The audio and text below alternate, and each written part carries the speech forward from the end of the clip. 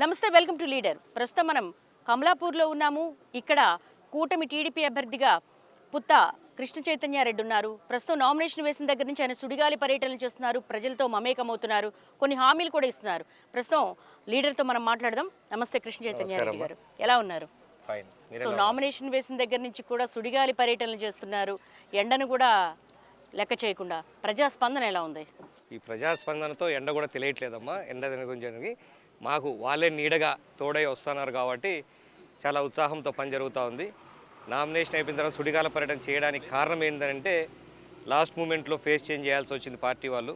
యువకులు కావాలని చెప్పి మన లోకేష్ గారు ఖచ్చితంగా జిల్లాలో యువకులు ఎవరు లేరు, ఖచ్చితంగా నువ్వు ఉండాలని చెప్పి మా నాన్నగారు ఒప్పించి మమ్మల్ని తీసుకురావడం జరిగింది. కాబట్టి తక్కువ సమయంలో అంతవరకు మా నాన్నగారు గత 4 నెలలుగా 5 నెలలుగా కంటిన్యూస్గా ఆయన తిరుగుతూ వచ్చారు. ఇప్పుడు కూడా ఆయన తిరుగుతున్నారు, కానీ మనం ఫేస్ ముందుకు రావాలని చెప్పేసి కొంచెం ఎక్కువగా తిరుగుతూ ఉన్నాం. So everything is going good. Putta brand at the same time మీ నాన్నగారు నరసింహారెడ్డి గారి లెగసీ, ఇవే మీకు ఓట్లు తెచ్చిపెడుతుంది అనుకుంటున్నారా? పుత్తా బ్రాండ్ అయితే ఖచ్చితంగా తెచ్చిపెడుతుంది. నాన్నగారి లెగసీ ఎందుకు తెచ్చిపెడుతుంది అంటే ఎన్నిసార్లు ఓడిపోయినా కూడా అనేక పర్యాయాలు అనేక కారణాల వల్ల, జగన్మోహన్ రెడ్డి ఈ సొంత జిల్లా వాడు కావడం వల్ల, రాజశేఖర రెడ్డి గారు చనిపోయిన తర్వాత ఆ వేవ్ వల్ల 2 సార్లు మేము పక్కా కాన్స్టిట్యున్సీ మా పులివెందల ఆ ఇన్ఫ్లుయెన్స్ అంతా ఉంటుంది. కాబట్టి మేము కొంచెం ముందుకు పోలేకపోయాం. కానీ ఓడిపోయినా గెలవకపోయినా ఆయన ఎప్పుడు ప్రజల్లోనే ఉండేవాడు, ప్రజల సమస్యలు తీశాడు. 14 నుంచి 19 వరకు తెలుగుదేశం ప్రయత్నంలోనూ హయ్యెస్ట్ డెవలప్మెంట్ చేశారు. సీసీ రోడ్లు అయితే అప్పుడు మాకు పంచాయతీరాజ్లో ఉన్న లోకేష్ గారు ఎక్స్ట్రా సపోర్ట్ ఇచ్చారు. కడప జిల్లా వాసం పులివెందుల పక్కన కాబట్టి మీకు సపోర్ట్ ఎక్కువ కావాలంటే 80 to 90% రోడ్స్ కంప్లీట్ చేయడం జరిగింది. ప్రతి ఊర్లో వీధి లైట్లు వెలిగించడం జరిగింది. అప్పుడు వేసిన రోడ్లు అప్పుడు వేసిన లైట్లే తప్ప ఈ 5 ఏళ్లలో ఒక్కటి కూడా జరగలేదంటే వాళ్ళకి అవకాశం లేకుండా చేసినంత డెవలప్మెంట్ చేస్తున్నాం అప్పుడు. కానీ పోయినసారి ఆ వేవ్లో ఒక్కసారి జగన్మోహన్ రెడ్డికి వేయాలి ఇన్ని మాటలు చెప్తున్నాడని ఒక మోసపూరితమైన మాటలకు మోసపోయి పాపం జనాలు వేశారు. కానీ ఆ పరిస్థితి దాటి ఈసారి వచ్చాము. ఖచ్చితంగా ముందుకు పోతాను. మీరు అన్నట్టు ఆ వేడి తగ్గడానికి మాకు కారణం ఏంటంటే వీళ్ళ అండాదండా. పుత్తా కృష్ణ చైతన్యారెడ్డికి ఎందుకు ఓటేయాలంటే ఏం చెప్తారు? పుత్తా కృష్ణ చైతన్యుడు ఎందుకు ఓటేయాలంటే, ఒకటి, నా తండ్రి అడుగుజాడలో నేను ఖచ్చితంగా నడుస్తాను. ఆయన ఒకటే చెప్పినారు, నిన్ను నమ్ముకొని వచ్చిన వాడికి ఎంత దూరమైన పోయి పనిచేయి. నిన్ను నమ్ముకొని వచ్చినాడు కాబట్టి నువ్వు పనిచేయి. నువ్వు డబ్బు సంపాదించో ఇంకోటి అయితే పనికిరావు. పేరు పెట్టినావు అనుకో, ఇప్పుడు 100 ఏళ్ళైనా ఇంకొకడైనా, ఇప్పుడు కోటిరెడ్డి ఉన్నాడు, కోటిరెడ్డి పేరు చెప్పుకుంటున్నారు, ఇంకొకరు ఇట్లా మన జిల్లాలో ఇంతమంది పేర్లు చెప్పుకున్నారు. అట్లా పేరు నిలబడిపోయేటట్లు పని చేయి అని చెప్పాడు. కాబట్టి అదే విధానంలో మేము ముందుకు పోవాలనుకుంటున్నాం, అందుబాటులో ఉంటాము. మేము ఇంతకుముందు రాజకీయాల్లో నేను తక్కువ ఉన్నా కూడా, నాన్న పూర్తిగా ఉన్నా కూడా, ప్రతి ఒక్క కార్యకర్త నాకు ఇక్కడ తెలిసిన వాడే. ప్రతి ఒక్కరికి ఏం పలుకున్నా ఆయన లేనప్పుడు, ఊర్లో లేనప్పుడు కూడా నేను సాయం చేస్తూ ఉండేవాను. కాబట్టి ఆ విధంగా వాళ్ళందరికీ ఎప్పుడైనా పలుకుతాను, ఏ సమస్య వచ్చినా పలుకుతాను. కాబట్టి ఖచ్చితంగా కృష్ణ చైతన్యుడికి పోటీ చేయాలి. మీ నాన్నగారు నరసింహారెడ్డి గారు చాలా సర్వీసెస్ చేశారు. ప్రజలు మిమ్మల్ని కూడా అదే స్థాయిలో ఆదరిస్తున్నారా? తప్పకుండా. ఆ ఒక్క నిమిషం వాళ్ళందరికీ కొంచెం బాధ ఉన్నా, కొన్ని రోజులు బాధపడినా కూడా, ఎవరైతే ఏముంది ఆయన ఎలా చేశాడో మీరు అలాగే చేస్తారని ఎక్స్పెక్ట్ చేస్తున్నామని చెప్పి మా దగ్గర నుంచి ఒక మాట తీసుకొని, ఆయన అలాంటి సపోర్టు మీ దగ్గర నుంచి రావాలని చెప్పి మా దగ్గర నుంచి అడిగి, వాళ్ళందరూ అంతకన్నా ఎక్కువ ఉత్సాహంతో, ఎందుకనంటే ఆయనకైతే మేము పరిచయం చేయాల్సిన అవసరం లేదు. ఇంట్లో ఊర్లో ఊరిపోతే ముసలోళ్ళకైనా ముతుకోళ్ళకైనా ఎవరికైనా నరసింహారెడ్డి గారు సుపరిచితులు. నిన్ను నేను పరిచయం చేయాలి కాబట్టి ఈ షార్ట్ మూమెంట్లో అని చెప్పి ఇంకా ఉత్సాహంగా ఇంకా డబల్ పని చేస్తూ వాళ్ళు మా అందరికీ తోడుగా ఉంటున్నారు. వాళ్ళందరికీ మళ్ళీ ఒకసారి మీ ద్వారా కృతజ్ఞతలు కూడా తెలియజేసుకుంటాను మాకు సపోర్ట్ కొన్నాను. కృష్ణ చైతన్యారెడ్డి వయసులోనూ అనుభవంలోనూ చిన్నోడు, రాజకీయాలకు కొత్త అనేవాళ్ళకి ఏం చెప్తారు? రాజకీయాలకు కొత్త కాదు, రాజకీయాల్లో నిలబడటం కొత్త. ఫస్ట్ టైం నిలబడుతున్నాను, కానీ ప్రజల్లో అయితే నాకు ఆల్రెడీ ఇంట్లో ఉంది. ప్రతి ఒక్క కార్యకర్త పేరు పేరున నాకు తెలుసు. ప్రతి ఒక్క ఊరు, ఈ ఊరు ప్రతి చిన్న పల్లె గ్రామం కూడా నాకు తెలుసు. కాబట్టి ఇది కొత్త కాదు, నాకు అలవాటైన పనే. నేను ఇంకా బాగా చేయగలను, సేవ చేయగలను అని చెప్పి నమ్మకం ఉంది. బరిలో బలమైన ప్రత్యర్థి ఉన్నారు, ఢీ కొట్టగలరా? బలమైన ప్రత్యర్థి అని మీరు అంటున్నారు, నేను కాదు. ఎక్స్పీరియన్స్, మళ్ళీ నేను 3వ సారి కూడా గెలుస్తాను అని ప్రత్యర్థి మాటలు బట్టి చెప్తాను. అదే మీరు అంటున్నారు కదా బలమైన ప్రత్యర్థి అని. నాకు ఓటేయండి అని అడగలేనంత బలమైన ప్రత్యర్థి, జగన్ని చూసి ఓటేయండి అని చెప్పుకునే బలమైన ప్రత్యర్థి, ఒక్కసారి కూడా ఆయనకు నాకు ఓటేయండి రవీంద్రనాథ్ రెడ్డి అని నాకు ఓటేయండి అని చెప్పుకోలేనంత బలమైన ప్రత్యర్థి. ఎందుకు అలాంటి పరిస్థితి ఎందుకు వచ్చింది? ఆయన చూసి ఓట్లు వేయరమ్మా, జగన్మోహన్ రెడ్డిని చూసి ఓట్లు వేస్తారు. కాబట్టి ఏ రోజైనా ఈ రోజుకైనా జగన్కి ఓటేయండి అని అడుగుతున్నాడే కానీ ఏ రోజైనా రవీంద్రనాథ్ రెడ్డి అని నాకు ఓటేయమని ఆయన అడిగాడా? అడగలేడు, అడగడు కూడా. అంత బలమైన ప్రత్యర్థి కాదు. జగన్ గారి మాన్యువల్ మా దాంట్లో వెళ్ళిపోయారు, కానీ ఆ మాన్యాలో పోయినసారి 14లో కూడా మాకు ఇక్కడ కడప జిల్లా, సొంత జిల్లా రాజశేఖర రెడ్డి గారికి, జగన్ గారికి. రాజశేఖర రెడ్డి గారికి చనిపోయిన తర్వాత 14లో మిగతా చోట తేడా చూపకపోయినా కడప జిల్లాలో ప్రభావితం జరిగింది. అప్పుడు కూడా అదే వేవ్లో వచ్చారు. ఇప్పుడు కూడా జగన్ గారి పేరు చెప్పుకొని గెలిచారు 19. ఇప్పుడు అది చెప్పుకునేదానికి కూడా లేదు. ఎందుకంటే జగన్ గారి మీదే విశ్వాసం కోల్పోయిన జనం. ఇంకా ఆయనకేం చెప్తారమ్మా? ఆయన చెప్పుకున్న ఫలితం ఉండదు. ఖచ్చితంగా బలమైన అభ్యర్థి అయితే కాదు, బలమైన అభ్యర్థులు మేము. ఎన్ని ఆటుపోట్లు వచ్చినా తట్టుకొని నిలబడిన వాళ్ళం, ఎన్ని తప్పుడు కేసులు పెట్టినా, ఎన్ని అవాంఛన సంఘటనలు జరిగినా కూడా మేము తట్టుకొని నిలబడ్డాం. కాబట్టి బలమైన అభ్యర్థులు మేము. కాబట్టి మాకు ఆ భయం లేదు. ఖచ్చితంగా మేము సంపూర్ణ నమ్మకంతో ఉన్నాం. నియోజకవర్గంలో మీరు ప్రధానంగా గుర్తించిన సమస్యలు ఏంటి? ఈ సమస్యలు ఇప్పుడు గుర్తించిన, ముందు కూడా గుర్తించినవే. ఇప్పుడు ప్రధానంగా మేము గుర్తించేదానికన్నా చెప్పాలంటే 2014 ముందు మా నాన్న కాలినడకన మొత్తం తాలూకా అంతా, కమలాపురం నియోజకవర్గం అంతా పర్యటించారు. ప్రధాన సమస్యలు తెలుసుకున్నారు. అప్పట్లోనే 14లో వస్తే ఏం చేయాలని కొన్ని గుర్తించి పెట్టుకున్నాం. 14 నుంచి 19 టైంలో కొన్ని చేయలేకపోయాం, కొన్ని అప్రూవల్స్ తెచ్చుకున్నాం. అన్నీ తెచ్చిపెట్టుకున్న తర్వాత కూడా కొన్ని పూర్తి చేయలేకపోయాడు. అవన్నీ పూర్తి చేయడం ప్రధానమైన విషయం. అన్నిటికన్నా ప్రధానమైనది ఇక్కడ కూతవేడు దూరంలో ఈ ఊరు వెనకలనే సర్వాయ సాగర్ అని ఒక పెద్ద రిజర్వాయర్ ఉంది. ఆ రిజర్వాయర్ కూడా కాంట్రాక్టర్ మా ఎమ్మెల్యే గారు. పేరు వేరే వాళ్ళ మీద కాంట్రాక్ట్ వర్క్ చేసింది ఆయనే. 2 సంవత్సరాల్లో కట్టాల్సింది 10 సంవత్సరాలు కట్టారు. నాణ్యత లోపం. ఇంత చీలికలు కట్టిన రివేట్మెంట్లో మనుషులు దూరిపోయేంత చీలికలు ఉండి దాని మీద మనం పోరాటం చేసి మళ్ళీ వాళ్ళు ఫిల్లింగ్ చేసి రకరకాలుగా చేసి కూడా పూర్తి చేయలేకపోయినారు. మేము అప్పుడు పోరాటం చేసిందంటే అప్పుడే ఫీల్డ్ ఛానల్స్ తవ్వి, అంటే పిల్ల కాలువలు తవ్వి నియోజకవర్గ వ్యాప్తంగా సాగునీరు అందించాలా. అది మా ప్రధానమైన అభ్యర్థన అప్పుడు కూడా. ఎందుకంటే మా నాన్న బేసిక్గా రైతు. పొద్దున 6 నుంచి 9:30 వరకు పొలంలో ఉంటాడు. ప్రతి రైతు ఆయన పొలం చూసుకుంటాడు, ఆ రైతులందరినీ చూస్తుంటాడు. కాబట్టి ప్రతి ఎకరాకు నీరు అందించాలా. నరసింహారెడ్డి టైంలో మా అందరికీ నీళ్ళు వచ్చినాయి, ఆయన పేరు గుర్తుండిపోతున్నది ఆయన దీర్ఘమైన కళ. దాని మీద చాలా ప్రయత్నం చేసాం. అప్రూవల్స్, ప్లానింగ్స్ అన్నీ అయిపోయిన తర్వాత కూడా అప్పుడు బడ్జెట్, అప్పుడున్న లిమిటేషన్స్ వల్ల పూర్తిగా బడ్జెట్లో అప్రూవల్ రాలా. ఆ విషయం ఈసారి చంద్రబాబు నాయుడు గారు 1,00,000 మందితో మన సభ జరిగింది, రా కదలిరా అని.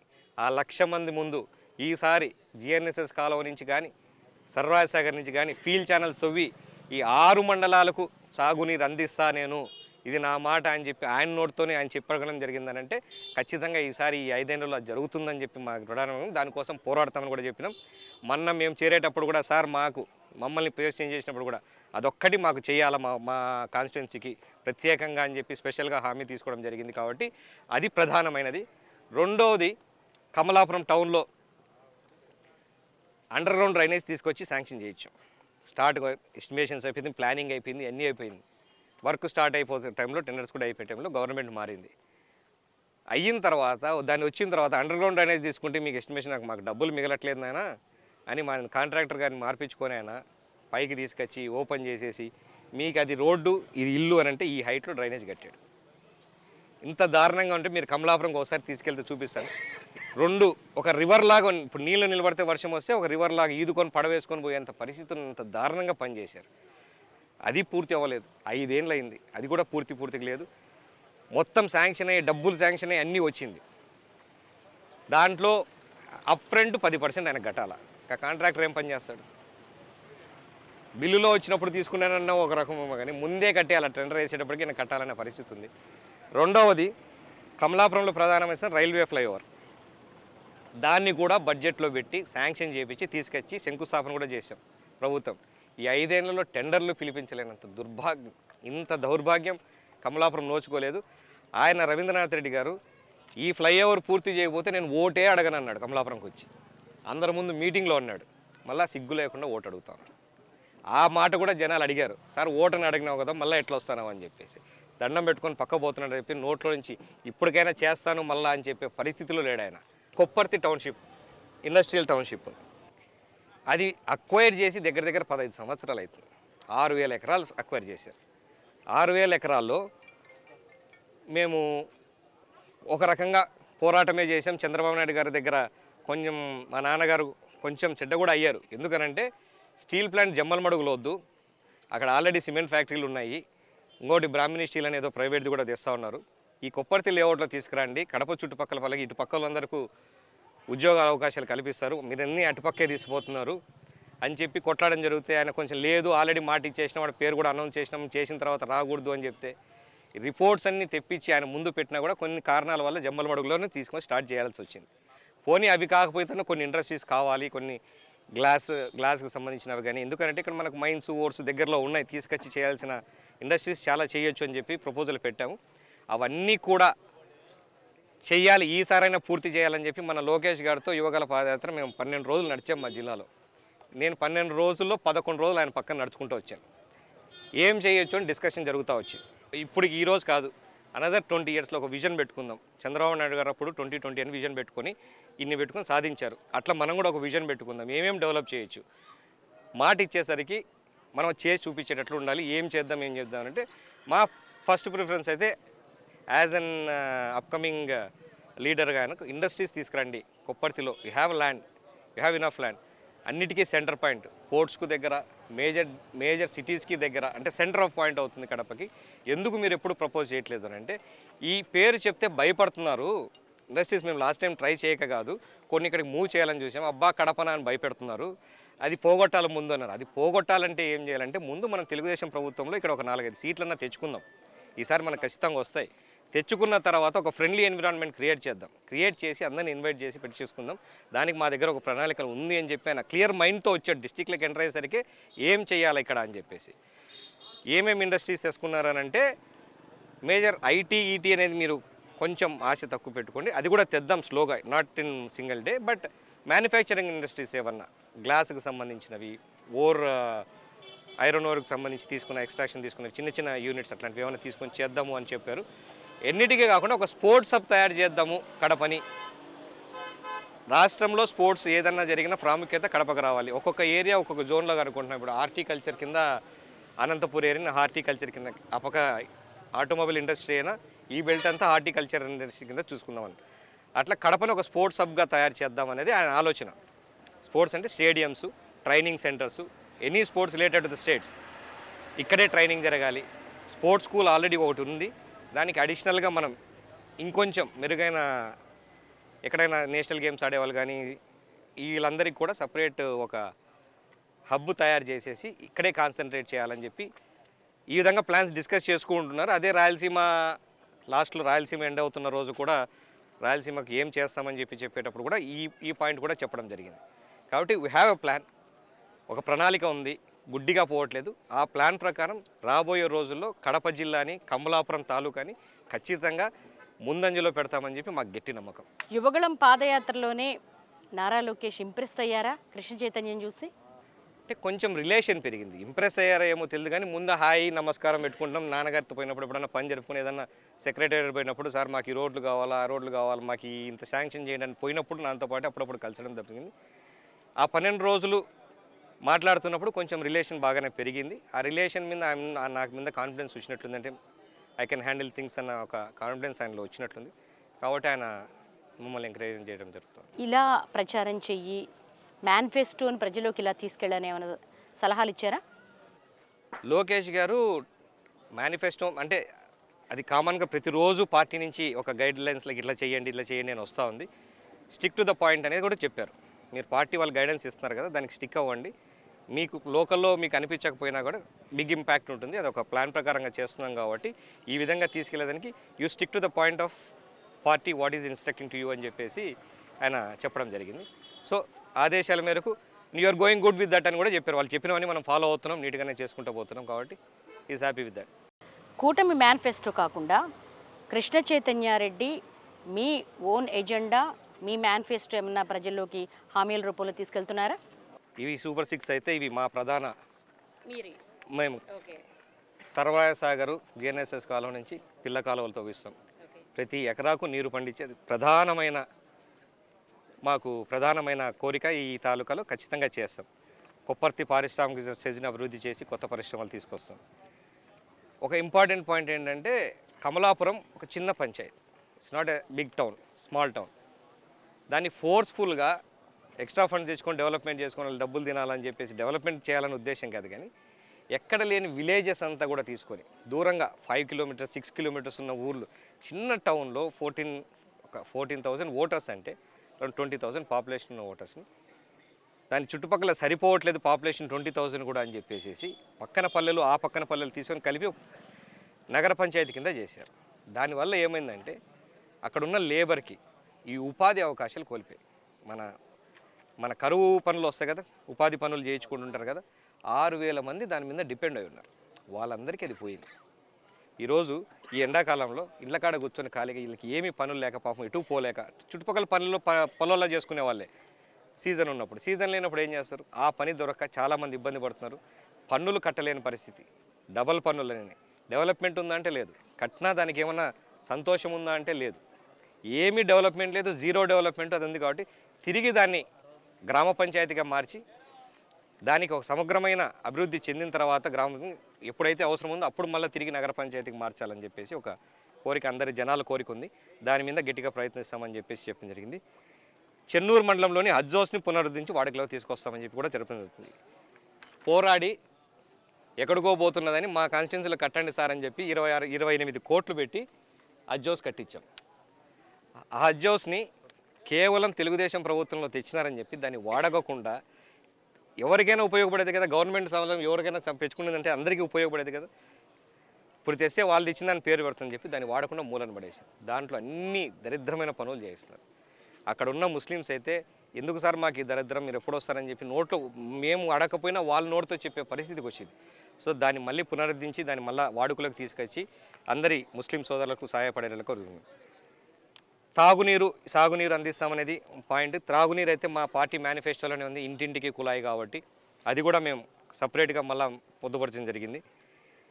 ఈ అక్రమ ఇసుక తవ్వకాలను అంతమొందిస్తామని చెప్పి ఇంతకుముందు మా ప్రభుత్వంలో ఇసుక తవ్వకాలు ఉన్నప్పుడు పూర్తిగా బంద్ చేయడం జరిగింది. అప్పుడు గవర్నమెంట్ ఎక్కడైతే క్వారీ ఇస్తుందో అక్కడే దానికి మేము సపోర్ట్గా పోయేవాళ్ళం. చెడ్డ పేరు ఎవరైనా మా కార్యకర్తలు కూడా మేము అక్కడ తీసుకుంటే చెడ్డ పేరు వస్తుంది, క్వారీ దగ్గరికే పోయి తెచ్చుకోండి, ఫ్రీ ఇసుకే కదా, ఎక్కడైతే ఏముందని చెప్పి చేసుకున్నాం. అలాంటిది ఇక్కడ అక్కడ లేకుండా మొత్తం రివర్ బెల్ట్ మొత్తం అంతా అక్రమ ఇసుకోవాలి. ఎవరనంటే ఎమ్మెల్యే ఎవరన్నా మాట్లాడితే కొట్టడం. ఈ రోడ్డు పోతుంది, టిప్పర్లు పోతుంది, ఇక్కడ పర్మిషన్ లేదు కదా, పర్మిషన్ లేకుండా టిప్పర్లు కనీసం స్పీడ్ బ్రేకర్లు అంటే నువ్వు మమ్మల్ని అడిగేవాళ్ళం, వాళ్ళని కొట్టడం. ఇంత అరాచకమైన ఇసుక మాఫియా నడిచింది ఇక్కడ. వాటిని నియంత్రిస్తాం. ప్రతి గ్రామంలో పరిశుభ్ర డ్రైనేజీలు, ఇది మాకు అంటే నాకు ఒక నీట్గా క్లీన్గా ఉండాల్సిన విధానం అంటే అది ప్రజల సహాయంతో కూడుకున్నది. ఒక స్టెప్తో చేయలేం కాబట్టి స్టెప్ బై స్టెప్ తీసుకొని అందరినీ కొంచెం ఎడ్యుకేట్ చేసి ఇలా ఉండాలని, నీట్గా ఉండాలని చెప్పేసి పర్సనల్గా ఒక గ్రూప్ పెట్టుకొని చేద్దామని ఆలోచన ఉంది. దాని విధంగా క్లీన్లీనెస్ అండ్ నీట్నెస్ మీద ఒక ప్రోగ్రామ్ చేయాలనుకుంటున్నాం. ఇంకా స్ట్రీట్ లైట్స్, బేసిక్ నీడ్స్ ఇవన్నీ మేము కాన్సన్ట్రేట్ చేసేది ఏదో పెద్దగా చేస్తామని కాదు, కానీ వెరీ బేసిక్ నీడ్. ఉద్యోగాలు రావాలి, పంటలు పండాలి, తాగేదానికి నీళ్ళు ఉండాలి, రోడ్లు బాగుండాలి, వీధి లైట్లు ఉండాలి. ఈ బేసిక్ నీడ్స్తోనే మా మేనిఫెస్టో ఉంది. తప్పకుండా వాటిని అన్నింటినీ ఈ 5 ఏళ్ళలో సాధిస్తామని చెప్పి మీ అందరికీ చెప్పడం జరుగుతూ ఉంది. ఆ నమ్మకంతోనే ఈరోజు నేను ఊర్లేకపోయినా పిలవకపోయినా జనాలు బయటకు వచ్చి మాతో పాటు నడుస్తున్నారు. ఆ నమ్మకాన్ని నేను 5 ఏళ్ళలో నిలబెడతానని చెప్పి కూడా తెలియజేసుకుంటాను. కృష్ణ చైతన్యారెడ్డి రాజకీయ గురువు ఎవరంటే ఏం చెప్తారు? నరసింహారెడ్డి గారు. పొత్తు పార్టీల సపోర్ట్ ఎలా ఉంది? 100% ఉంది. చంద్రన్న బీజేపీ అధ్యక్షుడు మాకు ఈరోజు మా వేనన్న మిస్ అయినాడు. ఈరోజు మా బావగారి ప్రోగ్రాంలో పాల్గొన్నారు. ఆయన అక్కడ తిరుగుతూ ఉన్నారు మా బావతో పాటు చింతకొమ్మ దిన్నెలో. ఎవ్రీ సింగిల్ డే ఎక్కడున్న వాళ్ళు పిలిచకొచ్చి, ఇప్పుడు మామూలుగా మేము కార్యకర్తల కోసం ఎవరన్నా పార్టీలో చేరతారని, అలాంటిది వీళ్ళు కూడా అక్కడ ఈ పార్టీలో చేరతారన్నా, ఇక్కడ చేర్పిస్తారన్నా అని చెప్పేసి వాళ్ళు కూడా చాలా వీళ్ళు కూడా యువకులు, కొంచెం మాకు రిలేషన్ బాగా ఉంది. కాబట్టి వాళ్ళందరి సపోర్టు చాలా బాగుంది. ఎవ్రీడే వాళ్ళు మంచి సపోర్ట్ ఇస్తున్నారు. ఆ సపోర్టు ఈ వారం రోజులు 10 రోజులు కాకుండా నెక్స్ట్ 5 years కూడా ఇద్దరం సపోర్ట్ చేసుకొని ముందుకు పోతామని చెప్పి తెలియజేస్తున్నాం. సూపర్ 6 మేనిఫెస్టోకి సంబంధించి ప్రజల్లో ఎటువంటి రెస్పాన్స్ వస్తుంది? ముఖ్యంగా స్కిల్ డెవలప్మెంట్, అన్ఎంప్లాయ్మెంట్, యువత, మహిళలకు ఏం చేయబోతున్నారు? సూపర్ 6 అనేది పేరులోనే ఉంది సూపర్ అని, అలాగే 6 ఉంది. ఎంత అద్భుతంగా ఉంది అని అంటే కొన్ని క్వశ్చన్స్ కూడా రైజ్ అయినాయి, దాని మీద కూడా క్లారిటీ ఇచ్చుకుంటూ వచ్చారు. ఇంటికి బడికి పోయే పిల్లలకు ఒక్కొక్కరికి 15,000 ఇస్తారు, ఎంతమంది ఉంటే అంతమందికి అని చెప్పడం జరిగింది. ఎలా ఇస్తారు? జగన్మోహన్ రెడ్డి ఒకరికి ఇస్తేనే సరిపోవట్లేదు కదంటే, జగన్మోహన్ రెడ్డి ఆదాయం సృష్టించడం తెలిసిన నాయకుడు కాదు. ఆదాయాన్ని సృష్టించి సంక్షేమం చేసే నాయకుడు చంద్రబాబు నాయుడు. అది ఎలా చేయాలో ఆయనకు తెలుసు. ఎలా చేస్తామనేది మేనిఫెస్టో రిలీజ్ చేసేటప్పుడు ఎన్నికల కమిషన్ చూపించాల్సి వస్తుంది. అలా చూపిస్తారని చెప్పి కూడా చేయడం జరిగింది. ప్రతి ఆడబిడ్డకు సహాయం కింద అంటే వాళ్ళు ఎన్ని కష్టాలు పడినా వాళ్ళు చేసుకున్నా ఎంతో కొంచెం సాయం అవుతుంది అని ఒక 1500 రూపాయలు ఇంత చేదోడు వాదోడుగా ఉంటుందని చెప్పి 1500 అందించడం జరుగుతుంది 18 ఏళ్ళు దాటిన మహిళలందరికీ కూడా. అలాగే 3 సిలిండర్లు అంటే చాలా కుటుంబాలు నేను అడుగుతా ఉన్నాను, ఏమా 3 సిలిండర్లు సంవత్సరానికి సరిపోతాయని. పోనా సాలు పోనా 3 సిలిండర్లు వస్తే మాకేమన్నాను అనుకునే పరిస్థితి. అంటే మోర్ దెన్ ఇనఫ్. చాలామంది ప్రజలు పెద్దోళ్ళకంటే సరిపోవేమో కానీ that is more than enough for whole year. ఆ విధంగా ఉన్నవి. ఇంకొకటి బస్సులో ఉచితంగా ప్రయాణం. ఆటోలకు బస్సులకు తిరుగుతున్నప్పుడు చాలా ఖర్చు అయిపోతూ ఉంటుంది. సంపాదించుకున్న దాంట్లో ఇట్లా పోవడం 20 రూపాయలు, ఇట్లా పోవడం 20 రూపాయలు, ఆ 40 రూపాయలు 50 రూపాయలు మిగిలిన నెలాఖరికి 1500 మిగిలితే పిల్లలకి ఏమన్నా మేము తెచ్చుకోవచ్చు. కాబట్టి చాలా సంతోషం అని చెప్పి వాళ్ళందరూ వ్యక్తం చేస్తూ ఉన్నారు. ఎన్నిటికీ పోతే యువతకు పెద్దపీట 4 లక్షలు ప్రతి సంవత్సరం. ఎలా ఇస్తారు అని అంటే డెవలప్మెంట్ చేసి ఇండస్ట్రీస్ తెచ్చి ఒక బ్రాండ్ మీద రావడం, ఏదైనా బ్రాండ్ మీద పోతూ ఉంటుంది. అట్లాంటిది చంద్రబాబు నాయుడు గారు బ్రాండ్ మీద ఎన్ని ఇండస్ట్రీస్ వస్తాయి, ఎన్ని కాలేజెస్, ఎన్ని యూనివర్సిటీస్ వస్తాయి, వీటన్నిటి మీద పరోక్షంగా ప్రత్యక్షంగా గవర్నమెంట్ జాబ్సే అని కాదు, ప్రైవేట్ జాబ్స్ కూడా, పర్యాటక రంగం మీద, వీటన్నిటి మీద ఒక ప్రణాళిక ఉంది. ఊరికే గుడ్డిగా చెప్పలేదు. ఏది కూడా చంద్రబాబు నాయుడు చెప్తున్నట్టు గుడ్డిగా చెప్పట్లేదు. ఒక పద్ధతి ప్రకారం చెప్పారు. ఆ ఉద్యోగ అవకాశాలు కల్పిస్తున్నారు. అవి కల్పించేంత వరకు నిరుద్యోగులు ఎవరన్నా ఉండి ఇబ్బంది పడుతున్నారు, ఖర్చులకు, చిన్న చిన్న ఖర్చులకు, ఏదైనా కోర్సులు చేసుకోవాలన్నా, అప్లికేషన్లు పెట్టుకోవాలన్నా ఇబ్బంది ఉండేది. కాబట్టి నిరుద్యోగ భృతి కింద ప్రతి నెల 3000 ఇవ్వడం జరుగుతుంది. యువతని ఎంకరేజ్ చేస్తూనే, ఉద్యోగ అవకాశాలు కల్పిస్తూనే వాళ్ళకి సపోర్ట్ కూడా చేయడం జరుగుతుంది. రైతులు అన్నారు, ఇన్సూరెన్స్లు. మాది కరువు ప్రాంతం, వర్షాలు ఎప్పుడు సకాలంలో పడవు. అలాంటప్పుడు రైతులు నష్టపోవడం జరుగుతుంటుంది. ఇంతకుముందు ఎవరు ఇన్సూరెన్స్లు కట్టుకునేవాళ్ళు, కట్టుకొని ఎంతో కొంత వచ్చే నష్టం లేదు దాన్ని పూడ్చుకునేవాళ్ళు, పూర్తిగా నష్టపోకుండా కొంచెం. జగన్మోహన్ రెడ్డి గారు వచ్చిన తర్వాత నేను కడతాను అని చెప్పేసి వీళ్ళు ఎవరిని కట్టనీయకుండా గవర్నమెంట్ తరఫు కట్టిస్తాను 2 ఏళ్ళు ఆయన కట్టడం మూనేసినాడు. 3వ సంవత్సరం అసెంబ్లీలో ఫైట్ చేస్తే ఆ రోజు రాత్రి కట్టినాడు. అప్పటికి టైం అయిపోయింది, ఆ సంవత్సరానికి 3 అయిపోయింది. 4వ సంవత్సరం కట్టేసి నేను చెప్పిన పంటలే మీరు వేయాలా, నేను చెప్పిన పంటలు వేస్తేనే మీకు ఇన్సూరెన్స్ వస్తుందని అన్నాడు. అది ఎంతవరకు కరెక్ట్? వాళ్ళకి ఏం పంటలు పండించాలా, ఆ మార్కెట్ ఏముందని వాళ్ళకి తెలుస్తుంది. కాబట్టి ఆ ఇన్సూరెన్సులు మళ్ళీ వేళ గవర్నమెంట్ కట్టిన పంటలు వాళ్ళు ఇష్టం వచ్చినట్టు వేసుకొని దాని ప్రకారం కట్టుకునే దానికి కూడా చేపిస్తామని చెప్పినట్టు, దానికి తోడు 20,000 పెట్టుబడి సాయం కింద రైతులందరికీ ఇవ్వడం జరుగుతుంది చంద్రబాబు నాయుడు సూపర్ 6లో భాగంగా. ఇవన్నీ రైతులు, మహిళలు, యువకులు, వృద్ధులకు 4,000 పెన్షన్, 200 రూపాయలు ఉన్న పెన్షన్ని 2,000 తీసుకుపోయినాడు చంద్రబాబు నాయుడు గారు. దాన్ని 1000 రూపాయలు పెంచడానికి 5 ఏళ్ళు సంవత్సరానికి ఇంత పెంచుకుంటూ వచ్చారు. మళ్ళీ చంద్రబాబు నాయుడు గారు వస్తే ఒకటే గోలో 4,000 చేస్తానని చెప్పారు. అది కూడా అంటే ఏ సెక్టర్ని కూడా అన్యాయం చేయకుండా బీసీలకు బీసీ చట్టాలు ఇస్తున్నారు, 50 ఏళ్ళకే పెన్షన్ ఇస్తున్నారు, మైనారిటీలకు, బీసీలకు, ఎస్టీలకు ఇవన్నీ ఇస్తున్నారు. కాబట్టి తప్పకుండా అన్ని సెక్టర్స్ని కవర్ చేశారు. యువకులు, బీసీలు ప్రతి ఒక్కరు కూడా వెనక నడుచుకుంటూ వస్తారు. మీరు చూసుకుంటూ పోతే ఎవరు బయట వాళ్ళు లేరు, అంతా ఈ ఊరికి సంబంధించిన వాళ్ళు. ఎక్కడెక్కడ వాళ్ళు నడిచి వస్తున్నారంటే కారణం చంద్రబాబు నాయుడు గారు మేనిఫెస్టోనే. కాబట్టి దాని మీద కూడా వీఆర్ హ్యాపీ. ఓకే, కమలాపురం ప్రజలకు ఎన్టీవీ ద్వారా పుత్త కృష్ణ చైతన్యారెడ్డి ఏం చెప్పదలుచుకున్నారు? నమస్కారం, కమలాపురం ప్రజలందరికీ నమస్కారం. ఈరోజు నేను కొత్తగా రాజకీయాల్లో నిలబడుతున్నా. మా నాన్నగారు సేవలు చేసినట్లే నేను చేస్తా, ప్రతి ఒక్కరికి అందుబాటులో ఉంటా. నేను ఇచ్చిన హామీలు, ప్రైవేట్ మేనిఫెస్టోలో ఉన్న హామీలన్నీ కూడా తప్పకుండా నెరవేరుస్తా. వాటి కోసం పోరాడడానికైనా రెడీగా ఉంటా అని చెప్పి ప్రతి ఒక్కరికి తెలియజేసుకుంటా. నా మీద నమ్మకం ఉంచి ఈసారి నన్ను అసెంబ్లీకి పంపించాలని చెప్పి ప్రతి ఒక్కరిని ప్రార్థిస్తున్నా. Thank you very much. I wish all the best Krishna Chaitanya గారు. ఇది పుత్త కృష్ణ చైతన్యారెడ్డి గారితో ఇవాల్టి లీడర్. నమస్తే.